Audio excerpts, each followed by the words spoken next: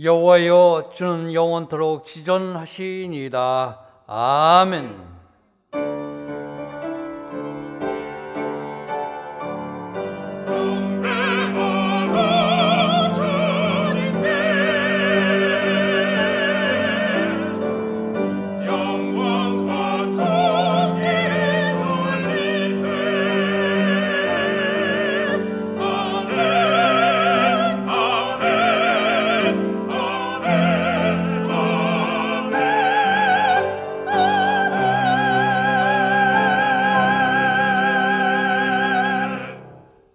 다 같이 찬송가 70장 1절을 부르시겠습니다.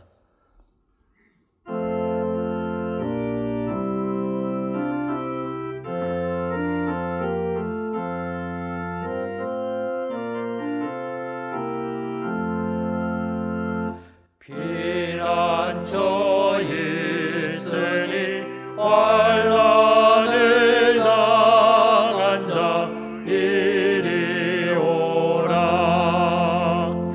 땅들이 변하고 물결이 일어나 산 위에 넘치네 두렵지 않네. 지난 한 주간을 들이켜보며 간절한 마음으로 참회의 기도를 다 함께 드리겠습니다.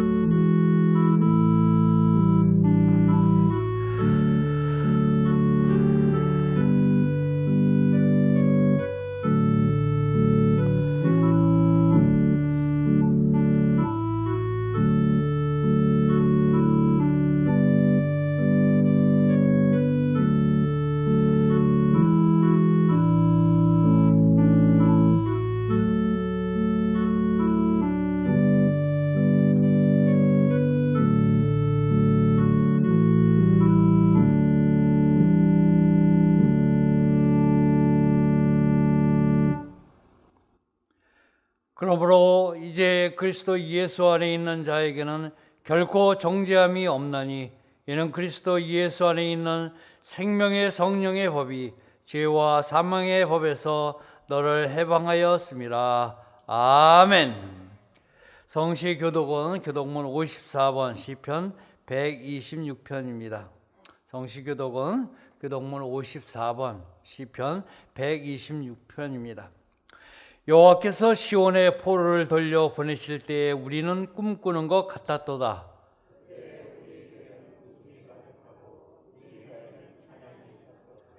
그때 문나라 가운데에서 말하기를 여호와께서 그들을 위하여 큰 일을 행하셨다 하였도다.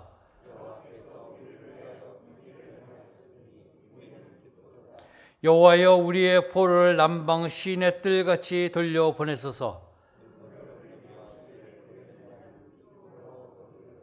울며 씨를 뿌리러 나가는 자는 반드시 기쁨으로 그 곡식단을 가지고 돌아오리로다. 아멘. 다 같이 찬송가 272장을 부르시겠습니다.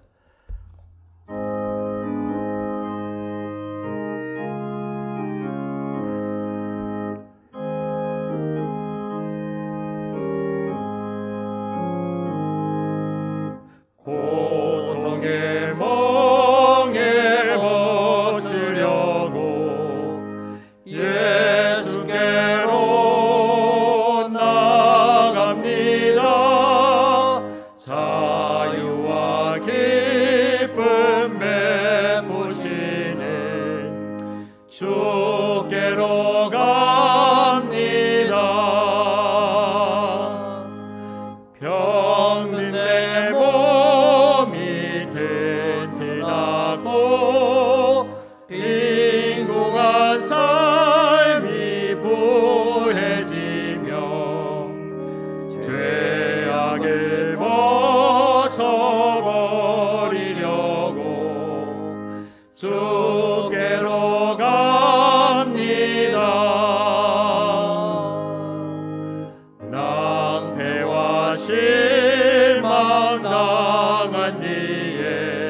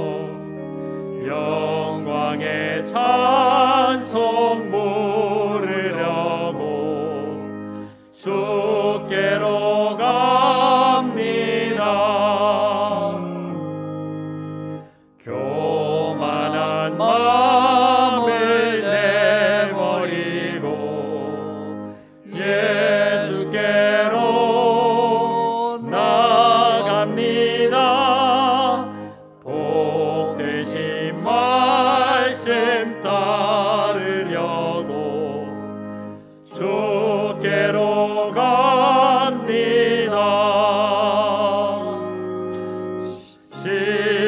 지방하니 몸 힘을 얻고 예수의 크신 사랑받아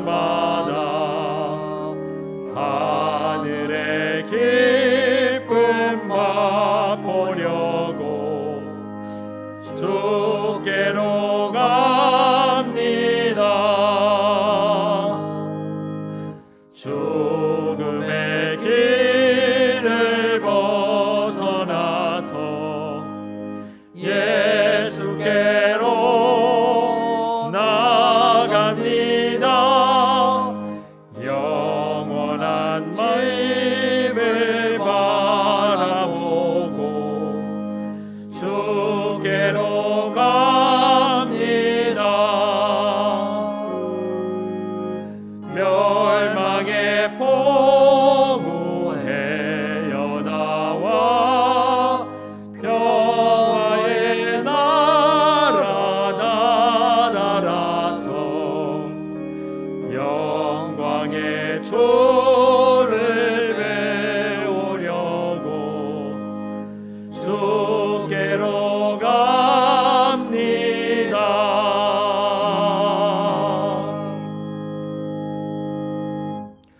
권정모 장로님께서 기도하시겠습니다.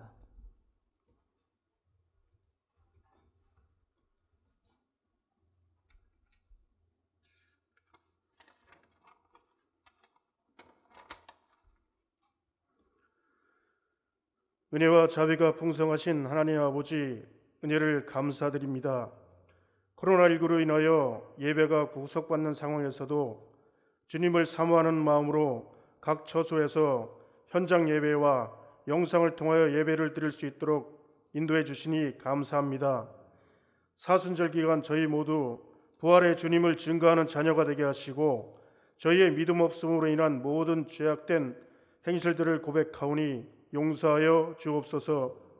하나님 아버지, 우리 은혜광성교회 모든 교인들 코로나19로 인한 어려움 중에도 건강하게 잘 지내게 하심에 감사드립니다. 그러나 성도님들 중에 육체의 질병과 마음의 질병 그리고 물질로 인한 어려움에 처한 성도들이 많습니다. 그들의 어려움을 아시는 주님께서 그들의 간구하는 소리를 듣고 응답하여 주옵소서. 하나님 아버지, 올 한 해 우리 은혜광성교회는 새 예루살렘 같은 교회 되기 원합니다. 하나님께로부터 하늘에서 내려오는 강림하는 교회, 하나님께서 저희와 함께하는 교회, 저희의 모든 눈물을 그 눈에서 씻어주시는 씻음받는 교회 되게 하옵소서. 어려움 중에도 저희들에게 많은 선교지를 허락하시니 감사합니다. 인도, 캄보디아, 국내 조도에 있는 많은 선교지들이 어려움 중에 있습니다. 저희 모든 성도들 그곳을 위해 항상 기도하게 하시고 선교사님과 성도들을 잊지 말게 하시고 물질의 어려움에도 함께하게 하옵소서. 하나님 아버지, 교회 건축이 주님의 은혜 가운데 잘 진행되게 하시니 감사합니다. 준공기간이 임박함에 따라 공사에 박차를 가하고 있는 이때에 공사장에 한 건의 안전사고도 일어나지 말게 하시고 코로나에 걸리는 인부 한 명도 없게 하셔서 주님께서 정하여 주신 그 시간에 성전을 봉헌할 수 있도록 인도하여 주옵소서. 또한 건축을 위해 고군분투하시는 담임 목사님과 건축추진위원장님, 현장 소장님을 위로해 주시고 건축추진위원들에게는 한없는 은혜로 함께하여 주옵소서. 나라와 민족을 위해 기도합니다. 지금 이 어려운 때에 대통령과 위정자들이 하나님을 두려워하며 다툼의 정치보다는 화합의 정치를 하게 하옵소서. 또한 거짓과 온갖 반칙이 난무하는 세상에서 저희 하나님을 믿는 자들은 죄악과의 단절을 통하여 주님의 영광이 가려지지 않게 하시고 세상에서 승리하는 삶 살게 하옵소서. 남북 통일도 주님의 권세 아래 평화 통일되게 하옵소서. 하나님, 교회학교가 코로나19로 인해 어려움 중에 있습니다. 선생님들에게 믿음의 열정을 회복시키셔서 지금 이 어려운 시간들을 잘 이기게 하시고 아이들을 섬기며 양육하는 것이 기쁨이 되게 하옵소서. 또한 어려운 시기를 잘 견디고 있는 우리 청년들, 하나님을 믿음으로 말미암아 세상에서 살아갈 때에도 당당하게 하시고 하나님을 믿음으로 말미암아 형통의 복이 차고 넘쳐나게 하옵소서. 하나님 아버지, 지금 이 시간 주신 잔을 마시려면 이란 주제로 말씀을 전하실 담임 목사님을 성령으로 붙드셔서 그 말씀에 권세와 능력 있게 하시고 그 말씀이 우리 안에 살아 역사하셔서 그 말씀이 저희의 삶을 변화시키는 놀라운 은혜를 경험하는 시간 되게 하옵소서. 또한 담임 목사님에게 날마다 새 힘을 허락하셔서 지치지 않게 하시고 가정은 사방 평강으로 인도하여 주옵소서. 부목사님, 강도사님, 전도사님들에게도 동일한 은혜로 함께하여 주옵소서. 예배를 위해 수고를 마다하지 않는 모든 손길들을 축복하여 주시고 나사렛 찬양대에서 정성껏 준비한 찬양을 기뻐 흠양하여 주옵소서. 살아계신 예수 그리스도의 이름으로 기도하옵나이다. 아멘.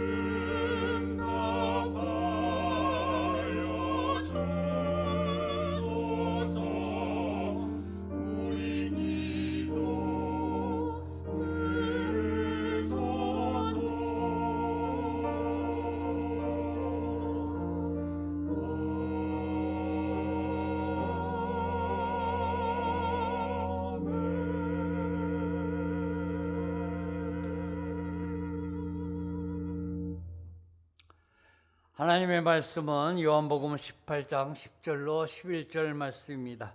신약성경 178쪽입니다. 하나님 말씀은 요한복음 18장 10절로 11절 말씀입니다. 신약성경 178쪽입니다. 이에 시몬 베드로가 칼을 가졌는데 그것을 빼어 대제사장의 종을 쳐서 오른편 귀를 베어버리니 그 종의 이름은 말고라. 예수께서 베드로더러 이르시되 칼을 칼집에 꽂으라. 아버지께서 주신 잔을 내가 마시지 아니하겠느냐 하시니라. 아멘.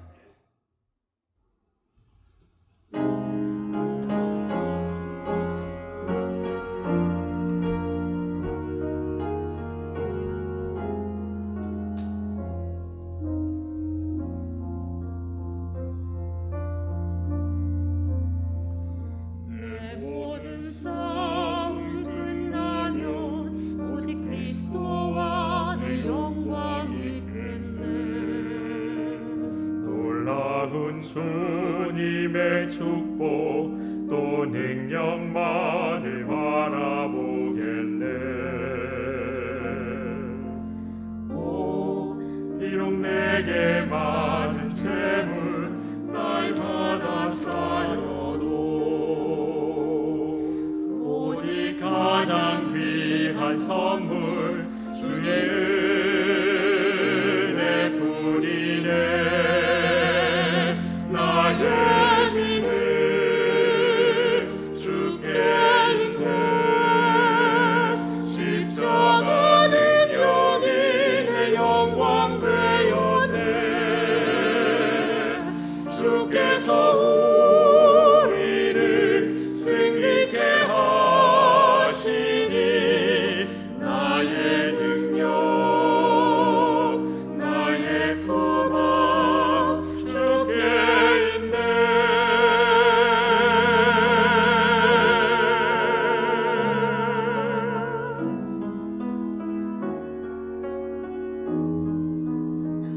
날 구원하신 주 예수 오직 그 이름만 영광 받겠네. 내 약한 모두 아시네. 그의 자비로 날 채워주시네. 오, 나의 가장 귀한 소망 주님을 아네.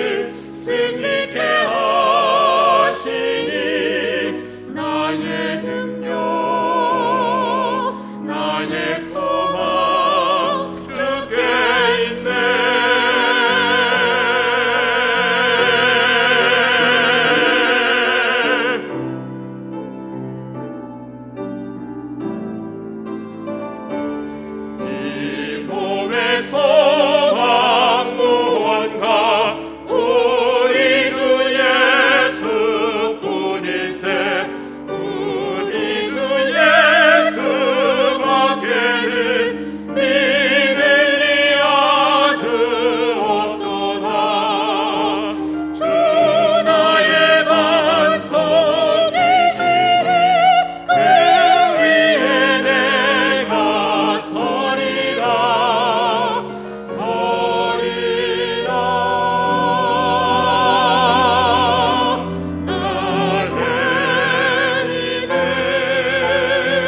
주께 있네. 십자가 능력이 내 영광 되었네. 주께서 우리를 승리케 하시니 나의 능력 나의 소망 주께 있네.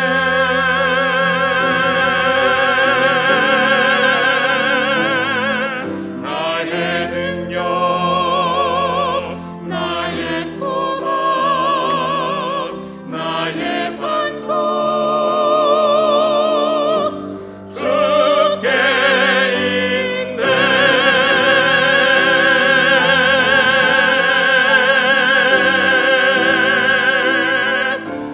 주께 있네.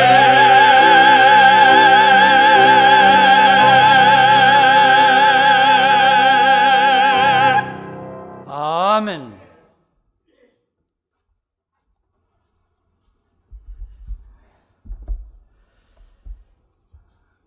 요즘 저는 100년을 살아보니 기독교 아직 희망이 있는가 등등의 저자인 김영석 교수님의 책을 보는 재미를 느끼고 있습니다. 코로나19로 인하여서 우리 기독교가 세상에서 많은 지적을 받고 있는 이때 이 신학자가 아니라 일반 철학가 교수님이신 이 김영석 교수님은 기독교 아직 희망이 있는가라는 책에서 우리 기독교가 100년이 지나도 희망을 주는 기독교가 되기 위해서는 예수 그리스도의 희생과 사랑을 그대로 체화하여 실천하는 길밖에 없다라고 결론 내는 것을 보면서 우리 크리스찬들의 마음가짐을 다시 한번 새롭게 해보았습니다. 이런 김영석 교수님은 연세대학교 철학과를 정년 퇴직하시고 명예교수로서 지금은 많은 강연을 하고 계시는 이런 분이십니다. 이분이 1920년에 태어나셨기 때문에 우리 나이로 말하면은 100세가 넘으신 이런 분이십니다. 이분이 97세에 출간한 책 100년을 살아보니 라는 책에서 그는 이렇게 이야기합니다. 자신이 100년을 그런 살다 보니까 인생이라는 것이 이제 100세 시대가 되었는데 예전에 생각하는 생각대로 살면 안 된다라고 얘기하는 겁니다. 자기가 100세를 살아보니 우리 인생은 한 30세 정도까지는 공부하는 기간이다. 이렇게 볼 수가 있고 한 60세 정도까지는 사회생활을 하는 기간이다. 이렇게 느껴지게 되며 그 이후에 이제 한 90세 정도 될 때까지 보니까 삶을 깨닫고 삶을 결실 맺는 기간이 되었다. 그러면서 그분이 그런 표현을 합니다. 그래서 사실 60세 이전까지는 좀 철없는 시간이다. 저는 이 말이 얼마나 은혜가 되는지 모릅니다.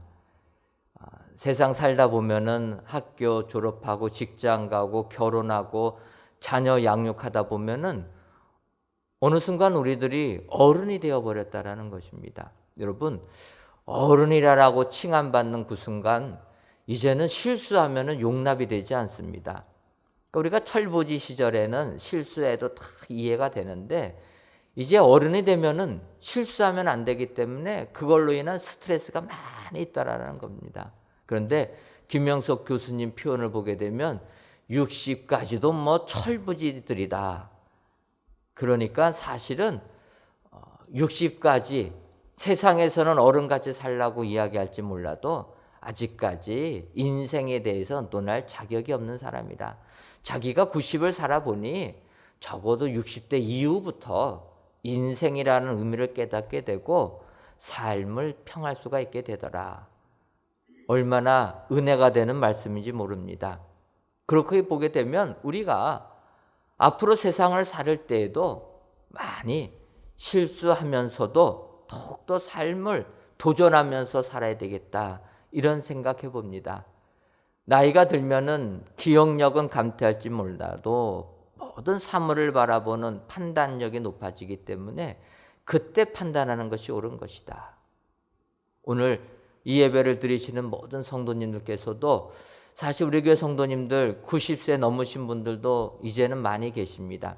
하지만 이 100세를 넘게 사신 이 교수님, 아직까지 우리의 삶 속에서 도전하라 권하는 이야기를 들어보고 우리도 이런 삶을 살아야 되겠다 다짐을 하게 됩니다. 특별히 지금 저희들이 보내는 이 기간은 사순절 기간입니다. 예수님의 고난을 묵상하면서 그 고난에 동참하려고 주님을 조금이라도 닮아가 보려고 우리가 주님의 그 모습을 배우려고 하는 기간이라는 것입니다. 그런데 이 기간 우리가 실수한 것이 있더라면은 우리의 인생을 돌이켜보면서 그 실수에서 벗어나서 주님을 완전하게 닮아가는 축복의 시간 되기를 소원합니다. 그런 의미에서 오늘 요한복음 18장에 있는 말씀 가지고 은혜를 받으려고 합니다. 이 오늘 요한복음 18장 10절과 11절에 있는 말씀은 우리가 너무나 잘 아는 말씀입니다. 예수님을 3년 동안 따라다닌 베드로, 이제 예수님께서 고난의 잔을 마실 시간이 되어서 십자가에 못 박혀 돌아가시기 직전 대제사장 종들로부터 먼저 잡히시는 그런 순간을 맞이하게 됩니다. 그런데 베드로 예수님을 잡으려고 오는 대제사장의 종들, 그들 앞에 칼을 휘둘렀다라는 것입니다. 그래서 칼을 가지고 대제사장 종 말구의 귀까지 베어버렸다. 그럴 때 오늘 요한복음 18장 11절을 보면 예수께서 베드로더러 이르시되 칼을 칼집에 꽂으라. 아버지께서 주신 잔을 내가 마시지 아니하겠느냐 하시니라. 이렇게 주님이 말씀하시면서 베드로를 책망했다라는 것입니다. 칼을 휘두르는 베드로를 향하여서 우리 주님, 나는 하나님께서 주신 고난의 잔을 마시겠다 말씀하셨다라는 것입니다. 어찌 보면 우리들은 축배를 들기는 원하지만 고난의 잔 마시는 것은 꺼리끼는 것이 우리들이라는 것입니다. 그런데 오늘 주님이 하신 말씀은 하나님께서 주시는 잔을 마시지 아니하면 성경에서 말씀하시는 예언의 말씀을 이룰 수가 없다. 그래서 우리는 우리의 생각을 내려두고 성경을 이루기 위하여서 고난의 잔을 기꺼이 마실 수 있는 사람이 되어야 된다. 주님이 말씀하고 계시다라는 것입니다. 이렇게 말씀하시는 주님을 보면서 칼을 휘두른 베드로, 실수한 베드로를 교훈 삼아 이번 사순절 기간 우리의 실수를 뒤로하고 주님을 닮아가시는 축복의 성도님들이 되시기를 주님의 이름으로 축원합니다. 그렇다면은 주님께서 주신 고난의 잔을 마셔서 성경을 이루려면은 어떻게 해야 하겠습니까? 먼저 첫째로 칼은 소지하지 말아야 합니다. 오늘 본문 요한복음 18장 10절을 보면 이에 시몬 베드로가 칼을 가졌는데 그것을 빼어 대제사장의 종을 쳐서 오른편 귀를 베어버리니 그 종의 이름은 말고라. 이렇게 말씀하고 있습니다. 이 10절에서 상반절을 보게 되면 베드로가 칼을 가졌는데 이렇게 언급하고 있습니다. 베드로가 칼을 가지고 있었다라는 것입니다. 그래서 오스카 쿨만 같은 신학자는 이 베드로를 열심당원이었다라고도 이야기를 합니다. 이 열심당원이라는 사람들은 이스라엘의 독립을 위하여서 무장투쟁하는 사람들입니다.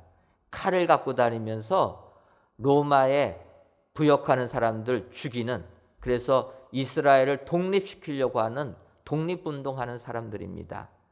그런데 성경에서는 베드로가 열심당원이라고는 말하지 않습니다. 하지만 누가복음 6장 15절 이하를 보게 되면 예수님을 따르던 12제자들의 이름, 마태와 도마와 알페의 아들 야고보와 셀롯이라는 시몬과 이렇게 표현합니다. 예수님의 12제자 중에서 셀롯이라고 하는 시몬, 이 셀롯이라는 것이 다르게 번역하면 열심당원이라는 의미입니다. 그러니까 예수님의 12제자 중에서는 열심당원도 있었습니다. 그런데 베드로가 열심당원에 있는지는 알 수는 없습니다. 어찌됐든 베드로는 칼을 가지고 다녔다라는 것입니다. 여러분, 칼을 가지고 다니는 게, 칼을 소지하고 있는 것이 우리에게 문제가 된다라는 것입니다. 왜 그렇습니까? 내가 칼이 없으면은 칼을 쓰고 싶어도 그 칼을 쓰지 못하기 때문입니다. 그런데 칼을 소지하고 있는 순간 우리는 칼을 쓸 상황이 되면 그 칼을 빼내게 된다는 것입니다. 그래서 우리는 칼을 소지하지 않아야 된다. 근데 여러분, 이 칼이라는 것은 인간이 세상 살아가면서 인간과 거의 같이 발전한 게 칼이라는 생각을 하게 됩니다. 옛날부터 나뭇가지를 칼같이 쓰기도 하고 돌을 갈아서 돌칼 만들어서 쓰기도 하고 금속이 발달하니까 청동칼, 철칼 만들어서 쓴다라는 것입니다. 인류와 함께 했습니다. 예를 들어서 그래서 다윗과 골리앗의 싸움을 우리는 알 수가 있습니다. 우리가 잘 아는 대로 다윗이 골리앗을 믿음으로 이겼다, 이렇게 우리가 볼 수는 있는데, 이 칼이라는 관점에서 보게 되면은 이것은 두 문명의 충돌이었다라고 볼 수가 있습니다. 그것은 블레셋 나라는 해상 쪽에 무역이 발달한, 교역이 발달한 나라다 보니까 앞선 문물들을 받아들여서 철기 문화가 벌써 안착된 나라였다라는 것입니다. 하지만 이스라엘 나라는 이 다윗 시대 정도, 기원전 1000년경 정도 되는 이 시점에서는 철기 문화까지는 아니고 청동기 문화였다라는 것입니다. 여러분, 철하고 청동하고 같이 맞붙어지면은 누가 이길 수가 있겠습니까? 청동이 물어서 칼에 의해서 청동칼은 부러질 수밖에 없습니다. 그런데 다윗이 골리앗을 이기는 것을 보게 되면 다윗은 청동칼 쓰지 않고 물맷돌을 썼다라는 거예요. 오히려 칼을 가지고 가지 않아서 다윗이 이기게 되는 것입니다. 여러분, 만약에 다윗이 칼을 가졌다라면은 이스라엘 나라 청동칼 갖고 결코 이기지 못합니다.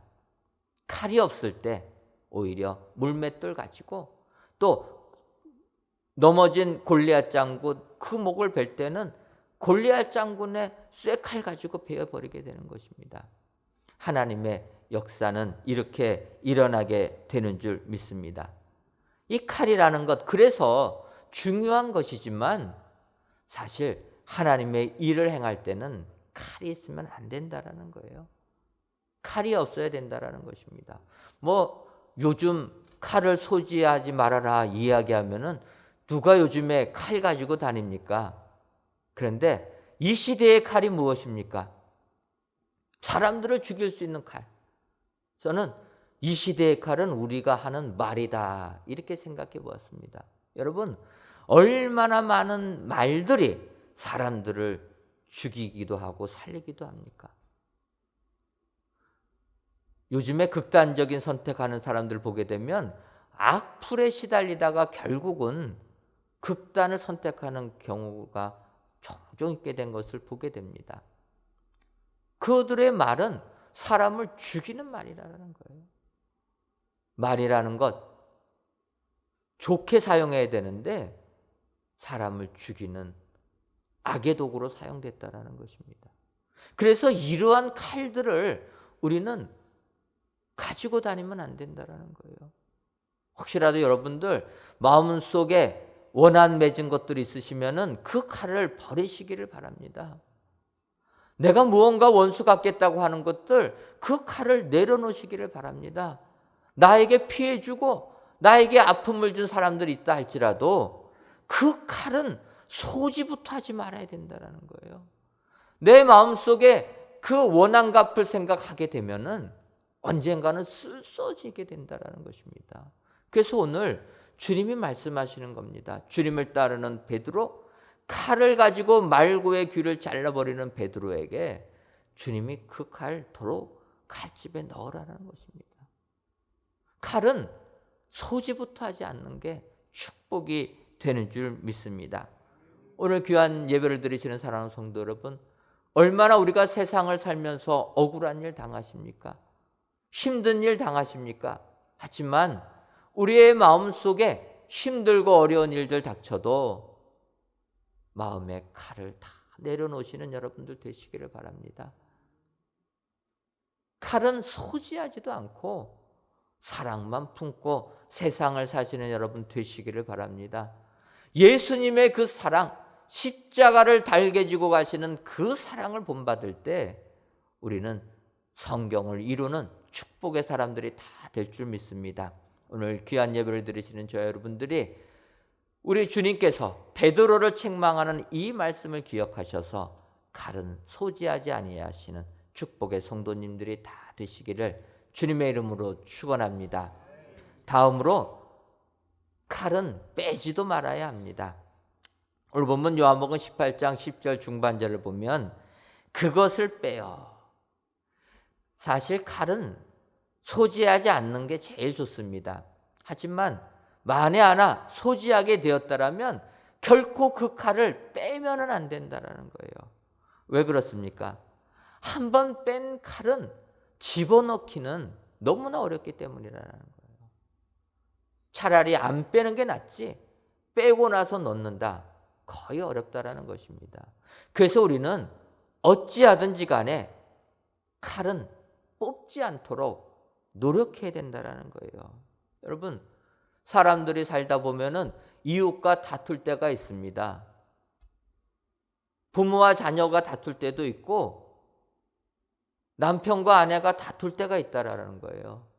이렇게 다툴 때 안 좋은 생각들 마음에 있다 할지라도 마음에 있던 그 말들을 입으로 내뱉으면 안 된다라는 것입니다. 입으로 빼는 그 순간 그들의 관계는 파국으로 끝나게 된다는 거예요. 부모와 자식이 다툴 수도 있습니다. 여러분, 여러분들의 자녀들이 항상 사랑스럽기만 하십니까? 결코 아닐 것입니다. 마음에 안 드는 게 많이 있습니다. 그래서 싫은 소리 하게 되고 그러면은 뭐 알겠습니다. 순종하면 좋을 텐데 자녀들도 컸다고 들이받지 않습니까? 그럴 때 갈등이 일어나는 것입니다. 하지만 갈등이 일어날 때에도 칼은 뽑으면 안 된다는 거예요. 바꿔 말하면 하지 말아야 될 말은 안 해야 된다는 거예요. 아무리 내 마음속에 머릿속에 떠올라도 입으로 내뱉으면 안 된다는 것입니다. 부부가 부부싸움할 때 죽어라 싸우지 않습니까? 그렇게 안 싸우시나 본데 부부가 싸울 때는 이 부모와 자식 간에 싸우는 것과는 차원이 다릅니다. 죽기 살기로 싸웁니다. 그렇게 싸울 때도 칼은 뽑지 말아야 된다는 거예요.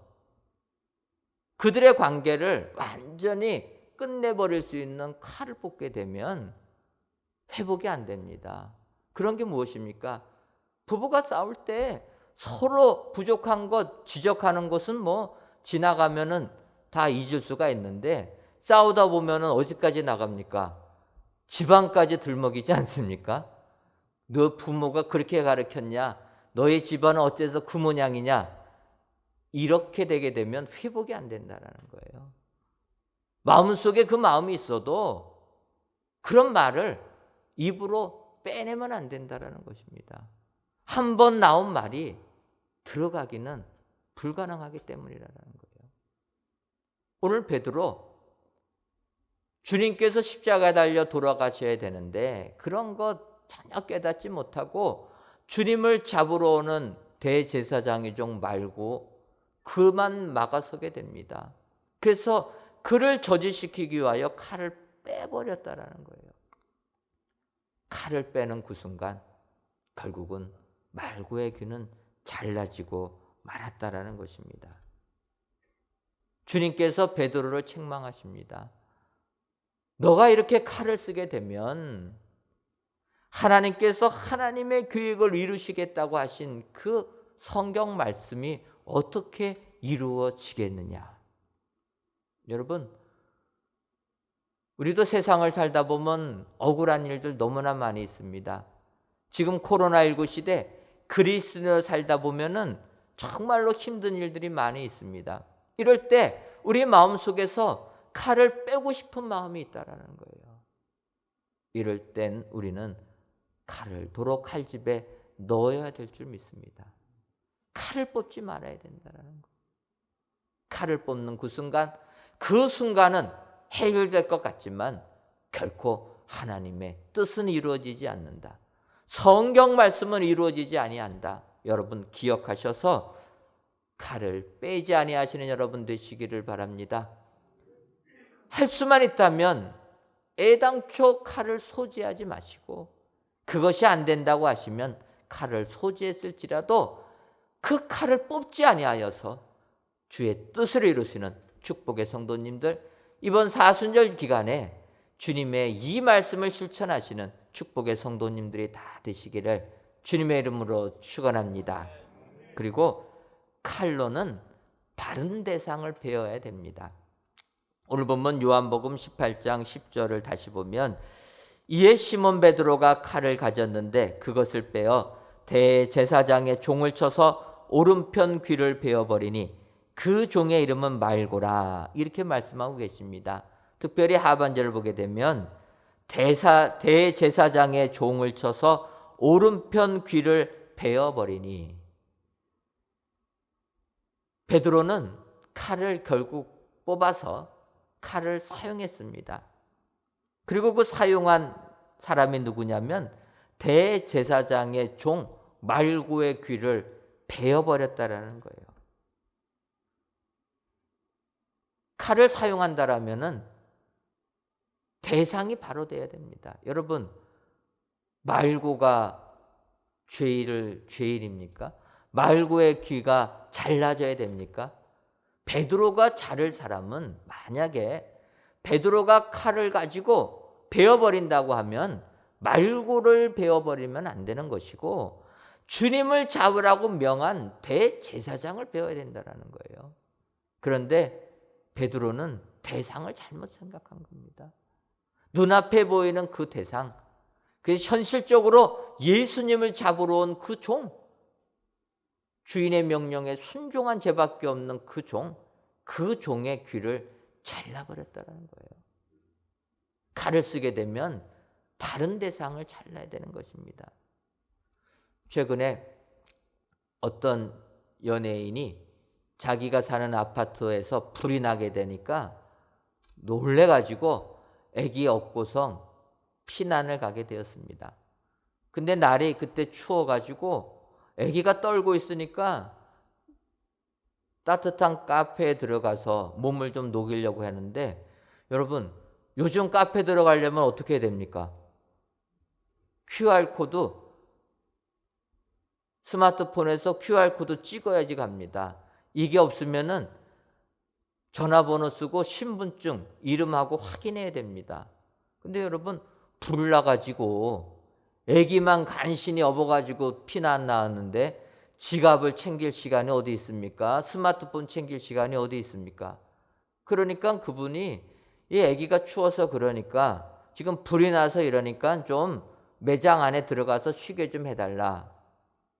그때 그 카페 종업원이 쫓아버렸다라는 거예요. 코로나19 정부 방역 지침에 따르면 QR코드 보여줘야지만 출입이 가능한데 당신은 없으니까 안 된다라는 것입니다. 그래갖고 그 연예인과 아기가 카페 입구에서 추위에 떨었다라는 거예요. 그것이 알려지게 되니까 사람들이 그 종업원을 그냥 비난합니다. 어떻게 그럴 수가 있느냐. 아기가 추워서 떨고 있고 불이 나서 지금 잠시 피난 나온 건데 이것을 어떻게 똑같은 기준을 가지고 정해서 매몰차게 아이를 추위에 떨게 만드느냐? 이 종업원을 비난하는 겁니다. 근데 사실은 우리가 이 부분에서 생각하게 되게 되면 종업원도 부족한 점은 있지만 근본적으로 비난의 대상은 그 종업원이 아니라는 것입니다. 그런 지침을 내린, 획일적인 지침을 내린 회사가 문제라는 것입니다. 회사가 이런 일들을 지침을 낼 때는 이런 예외적인 조항들은 조금 알려줘가지고 기계적으로 무자르듯이 자르지 말고 이런 상황 보면 이 비상의 시기니까 이럴 때는 이렇게 해라, 이렇게 지시를 내렸다라면 그 종업원이 그러지 않았을 것입니다. 근데 그 회사가 단순하게 그것만 내린 거예요. 나라에서 하라고 하는 그 지침만 내려버리게 되니까 이런 문제가 되는 것입니다. 우리가 세상을 살면서 이런 부분이 있다라는 거예요. 그렇다면 여러분, 베드로가 배워야 될 사람은 대제사장의 종 말고입니까? 아니면 대제사장입니까? 대제사장도 아니라는 것입니다. 그 대제사장 뒤에서 하나님의 일을 방해하는 사탄의 세력을 패야 된다는 거예요. 여러분, 마귀는 지금도 하나님의 일을 방해하고 있다는 것입니다. 그래서 우리를 유혹하고 있는 것입니다. 그래서 우리가 칼을 쓰게 되면 사탄을 배워야 된다. 야고보서 4장 7절을 보게 되면 마귀를 대적하라, 그리하면 너희를 피하리라. 베드로전서 5장 8절과 9절 상반절을 보면 근신하라, 깨어라, 너희 대적 마귀가 우는 사자같이 두루다니며 삼킬 자를 찾나니 너희는 믿음을 굳건하게 하여 그를 대적하라 라고 권면하고 있습니다. 오늘 본문 칼을 잘못 휘두른 사도 베드로가 베드로전서에서 이렇게 이야기하는 겁니다. 마귀를 대적하라라는 거예요. 여러분, 우리의 싸움은 혈과 육에 있는 것이 아니라고 말씀하십니다. 하늘에 있는 악의 영들에게 있는 것이다. 바꿔 말하면 우리는 세상의 칼이 아니라 성령의 검을 가지고 말씀을 가지고 마귀를 물리쳐야 될 줄 믿습니다. 이런 사람이 진정으로 성경의 말씀을 이루는 사람이라. 세상적인 방법 가지고 세상적인 것을 가지고 세상에 항거하라는 것이 아니라 말씀 가지고 이겨야 되는 줄 믿습니다.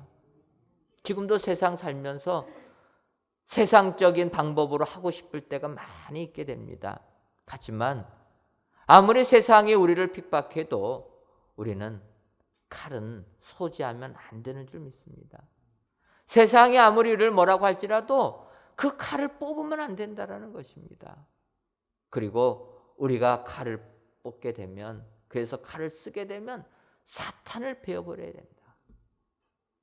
그 사람 뒤에서 작용하는 악의 세력, 사탄을 베어버릴 때 하나님의 뜻을 이루는 축복의 사람들이 다 될 줄 믿습니다. 이번 사순절 기간 예수님께서 베드로를 책망하시면서 하나님이 주신 고난의 잔을 마시는 그 주님을 기억하셔서 세상 아무리 이를 핍박해도 주님을 본받으셔서 고난의 잔을 마셔 성경을 이루시는, 하나님의 뜻을 이루시는 축복의 성도님들이 다 되시기를 주님의 이름으로 축원합니다. 기도하겠습니다. 하나님, 사순절 셋째 주일 주님의 고난에 동참하며 귀한 예배를 성전에서 혹은 각 가정에서 드리오니 이 예배를 기뻐 받아 주옵시고 예배를 드리시는 모든 성도님들 위해 마귀를 대적하여 승리하는 축복이 임하게 하여 주옵소서. 오늘 하나님께서 주신 고난의 잔을 마시려면 먼저 칼은 소지하지 말아야 하고, 칼을 소지했다면 그 칼은 빼지도 말아야 하며, 칼을 뺐다면 마귀를 베어버려야 함을 기억하여 성경을 이루는 모든 성도님들 되게 하여 주옵소서. 그리하여 우리 주님 예수님처럼 고난의 잔을 마심으로 하나님의 뜻을 이루고 세상에 예수님의 생명을 증거하는 축복의 성도님들이 다 되게 하여 주옵소서. 예수님의 이름으로 기도하옵나이다. 아멘.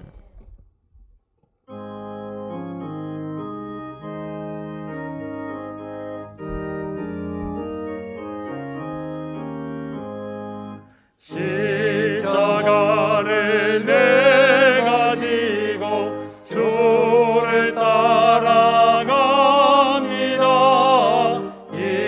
이제부터 예수로만 나의 몸에 삼겠네. 세상에서 무기 영화 모두 잃어버려도 주의 평안 내가 받고 영생 복을 받겠네. 두도 곤욕 당했으니 나도 곤욕 당하리. 세상 사랑 간사하나 예수 진실합니다. 예수 나를 사랑하사 빛난 얼굴 보이면 원수들이 미워해도 염려할 것 없겠네. 내가 핍박당할 때에 주의 품에 안기고 세상 고초 당할수록 많은 위로 받겠네. 누가 주신 기쁨 외에 기뻐할 것 무엇냐. 주가 나를 사랑하니 기뻐할 것뿐일세.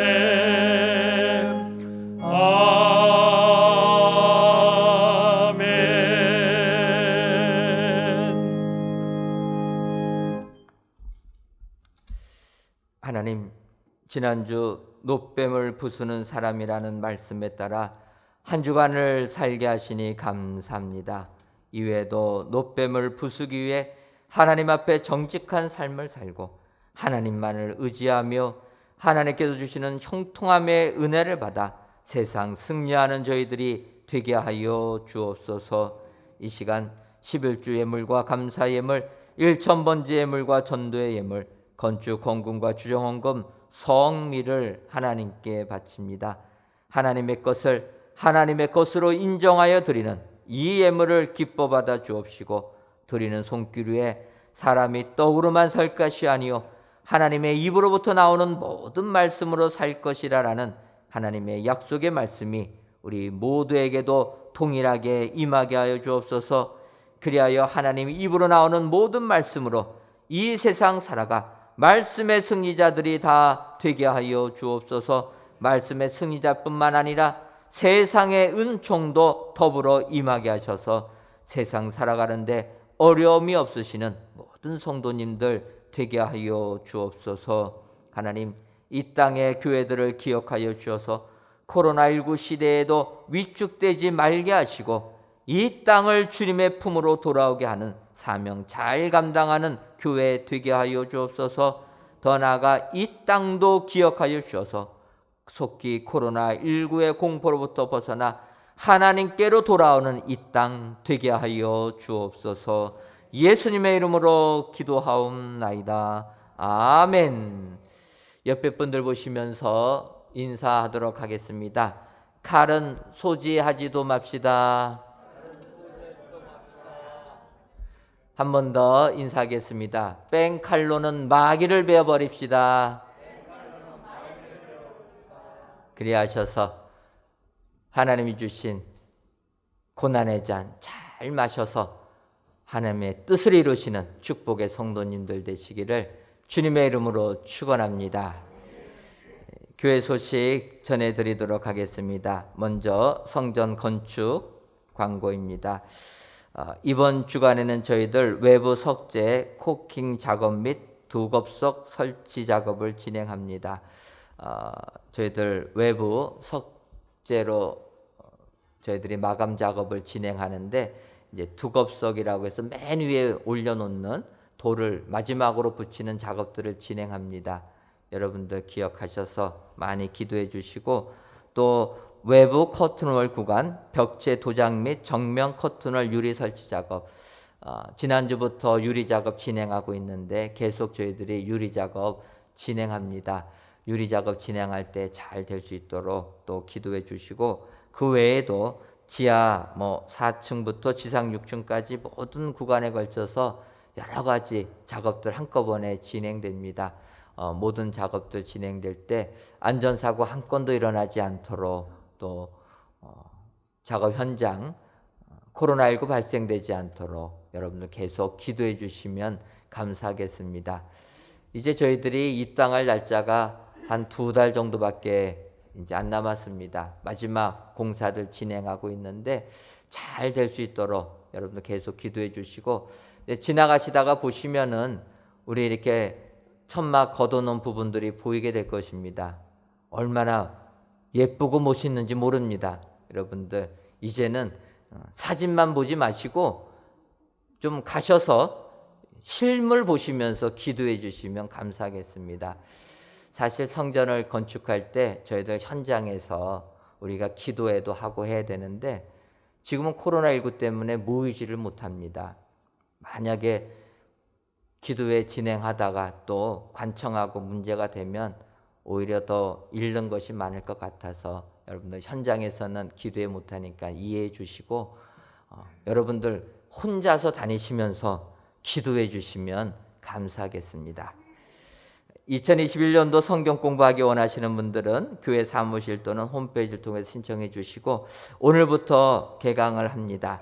줌을 이용한 비대면 성경 공부를 진행하니까 신청하신 분들 많이 참여해 주시면 감사하겠습니다. 기초반은 오늘 오후 4시부터 5시 30분까지, 제자반은 화요일과 목요일 오전 10시부터 우리가 줌을 이용해서 진행합니다. 2021년도 상반기 교사대학이 지난 목요일부터 시작하였습니다. 날짜는 4월 29일까지 매주 목요일 오후 7시 30분부터 9시까지 진행됩니다. 교회학교 교사 및 학부모님들의 많은 참여 부탁드리고, 마찬가지로 유튜브를 이용한 비대면 강의로 진행합니다. 여러분 기억하시고 많이 활용하셔서 은혜 받아주시면 감사하겠습니다.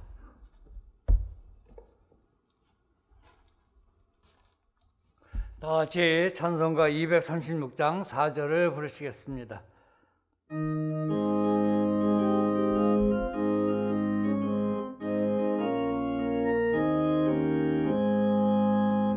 아름다운 그곳에서 구속받은 성도와 사랑하는 주님 만나 뵈올 때 주의 영광 노래하며 영원토록 살리라. 새 예루살렘에서 성도들이 함께 올 때 기뻐 노래하리라. 새 예루살렘 새 예루살렘 호산나를 높이 불러 왕의 왕을 맞으니 새 예루살렘에서.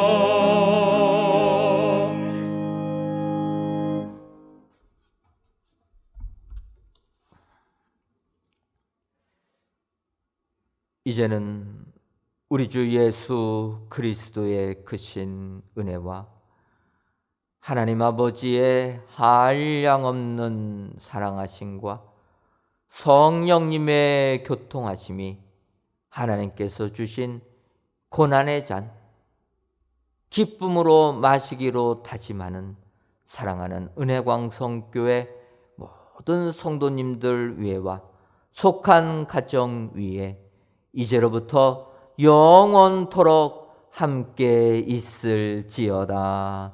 아멘.